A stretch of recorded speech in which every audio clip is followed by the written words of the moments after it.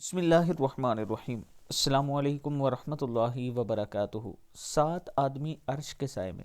حضرت ابو ہریرہ رضی اللہ تعالیٰ عنہ فرماتے ہیں کہ نبی اکرم صلی اللہ علیہ وآلہ وسلم نے فرمایا، 7 خوش نصیب ایسے ہیں جنہیں اللہ تعالیٰ قیامت کے دن اپنا سایہ عطا فرمائے گا، جس دن اس کے سائے کے علاوہ کوئی دوسرا سایہ نہیں ہوگا۔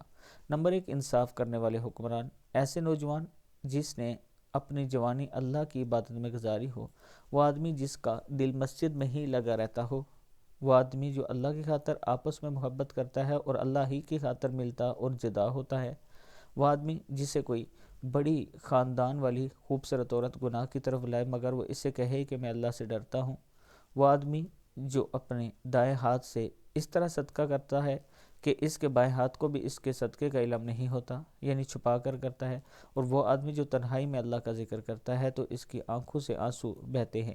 صحیح بخاری کی حدیث ہے۔ اللہ تعالی ہم سب کو ان تمام باتوں پر عمل کرنے کی توفیق دے۔ اگر آپ آن لائن قرآن پاک پڑھنا چاہتے ہیں، آپ نے قرآن پاک نہیں پڑھا ہوا، آپ کی جو بھی عمر ہے، انشاءاللہ آپ کو قرآن پاک پڑھایا جائے گا اور تجوید کے ساتھ پڑھایا جائے گا۔ یہ میرا واٹس ایپ نمبر ہے، اس پر آپ مجھ سے رابطہ کر سکتے ہیں۔